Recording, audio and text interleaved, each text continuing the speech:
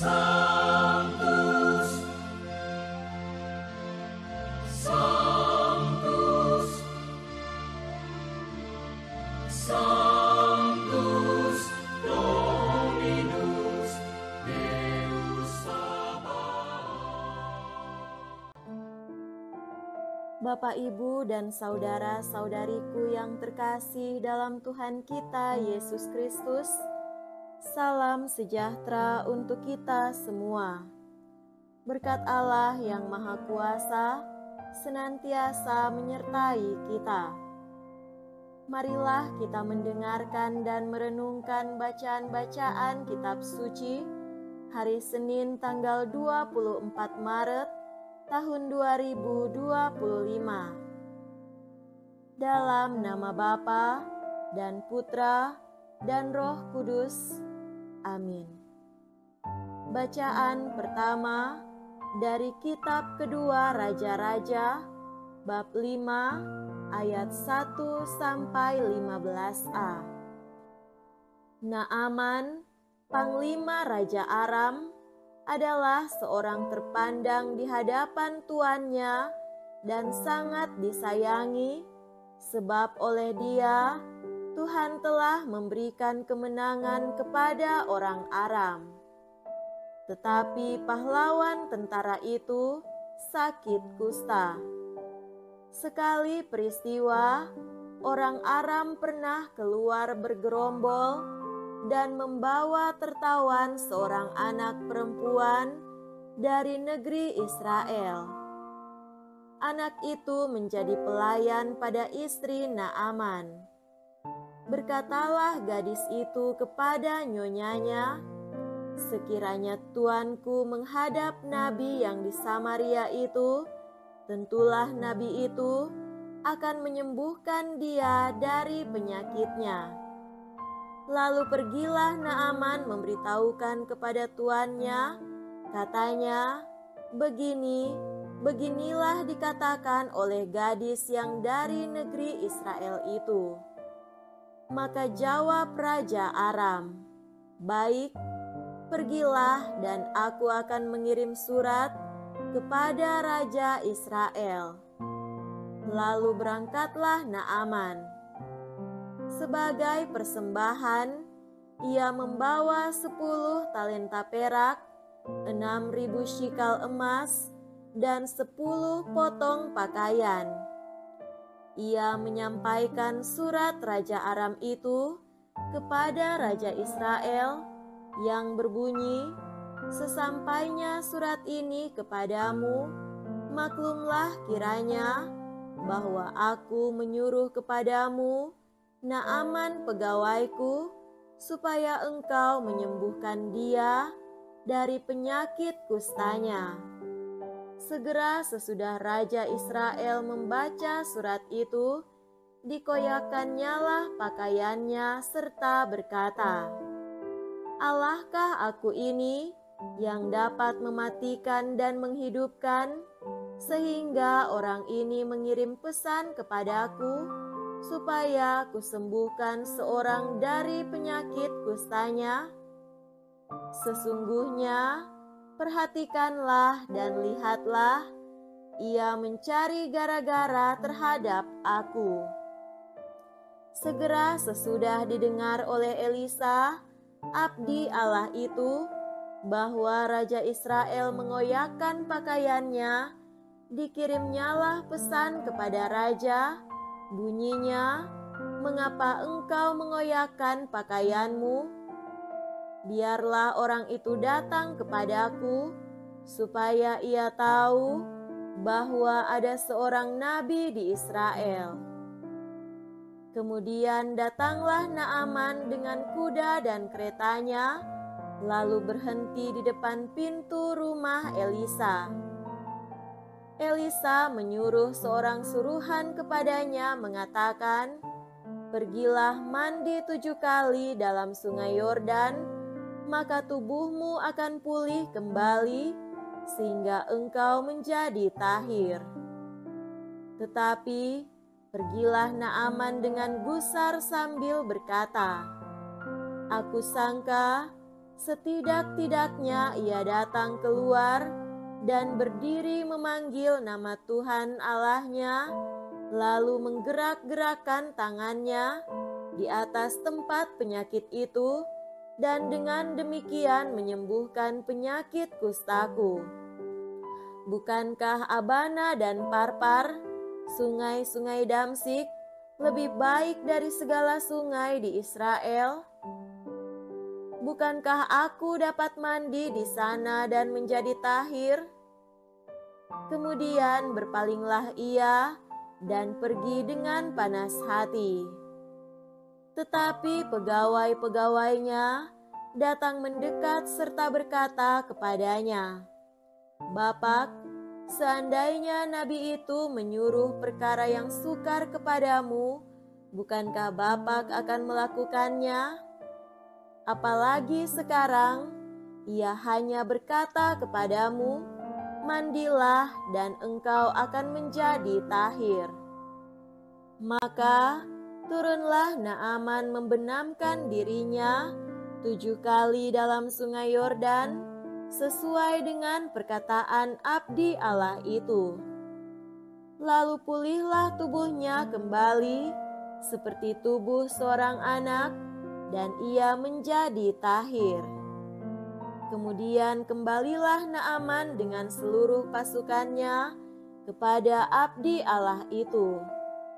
Sesampai di sana, majulah ia ke depan Elisa dan berkata, "Sekarang aku tahu bahwa di seluruh bumi tidak ada Allah kecuali di Israel. Karena itu terimalah kiranya suatu pemberian dari hamba ini."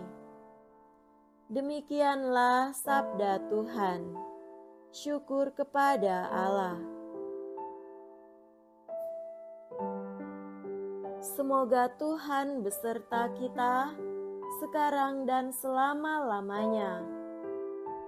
Inilah Injil suci menurut Santo Lukas.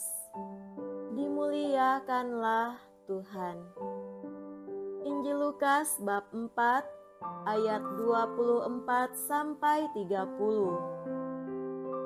Ketika Yesus datang ke Nazaret, ia berkata kepada umat di rumah ibadat, "Aku berkata kepadamu, sesungguhnya tidak ada nabi yang dihargai di tempat asalnya. Tetapi aku berkata kepadamu, dan kataku ini benar. Pada zaman Elia, terdapat banyak janda di Israel ketika langit tertutup selama 3 tahun 6 bulan, dan ketika bahaya kelaparan yang hebat menimpa seluruh negeri. Tetapi Elia diutus bukan kepada salah seorang dari mereka, melainkan kepada seorang janda di Sarfat di tanah Sidon. Dan pada zaman Nabi Elisa, banyak orang kusta di Israel, tetapi tidak ada seorang pun dari mereka yang ditahirkan, selain daripada Naaman, orang Syria itu. Mendengar itu, sangat marahlah semua orang yang di rumah ibadat itu. Mereka bangun, lalu menghalau Yesus keluar kota dan membawa dia ke tebing gunung, tempat kota itu terletak, untuk melemparkan dia dari tebing itu. Tetapi Yesus berjalan lewat dari tengah-tengah mereka, lalu pergi. Demikianlah sabda Tuhan. Terpujilah Kristus. Saudara-saudariku yang terkasih dalam Tuhan kita Yesus Kristus, tema renungan kita pada hari ini adalah tantangan mengikuti Yesus. Bacaan Injil pada hari ini, Yesus kembali ke kota kelahirannya Nazaret setelah memulai pelayanannya di daerah-daerah lain. Ketika dia mengajar di rumah ibadah, banyak orang yang terkesan dan mengagumi perkataannya. Namun, mereka juga merasa terkejut dan meragukan siapa dia sebenarnya. Mereka tahu Yesus sebagai anak tukang kayu, dan mereka bertanya, "Bukankah ini anak Yusuf?" Mereka tidak dapat menerima bahwa Yesus yang mereka kenal sebagai seorang anak desa biasa, kini mengklaim dirinya sebagai Mesias yang diurapi oleh Tuhan. Yesus kemudian mengutip pepatah populer yang mengatakan, seorang nabi tidak diterima di tempat asalnya. Dia menunjukkan bahwa pada zaman dahulu, banyak nabi yang juga ditolak oleh bangsa mereka meskipun membawa pesan dari Tuhan.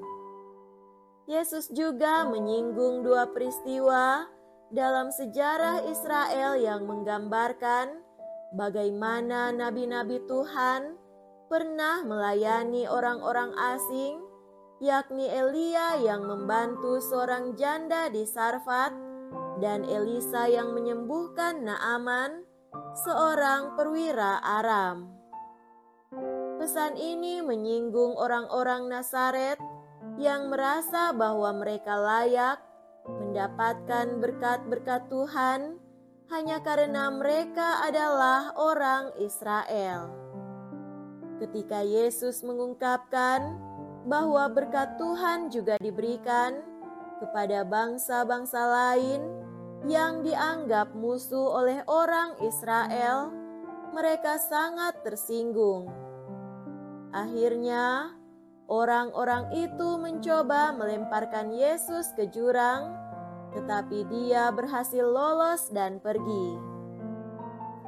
Saudara-saudariku yang terkasih, banyak orang yang tidak siap menerima perubahan dan pembaruan yang dibawa oleh Yesus.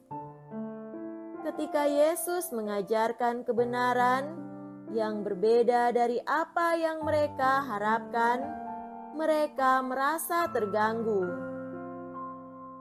Sebagai orang Katolik, kita juga seringkali dihadapkan pada kenyataan bahwa firman Tuhan bisa menantang kenyamanan kita, terutama ketika firman tersebut bertentangan dengan tradisi atau pemahaman kita yang sudah lama. Apakah kita siap untuk mendengarkan dan menerima kebenaran meskipun itu tidak sesuai dengan keinginan atau pandangan dan selera kita?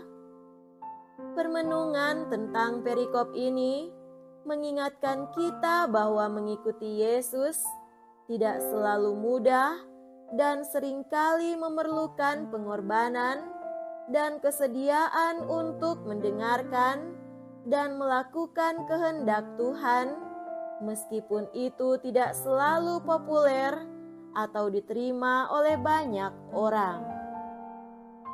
Semoga demikian. Amin. Dalam nama Bapa dan Putra dan Roh Kudus. Amin.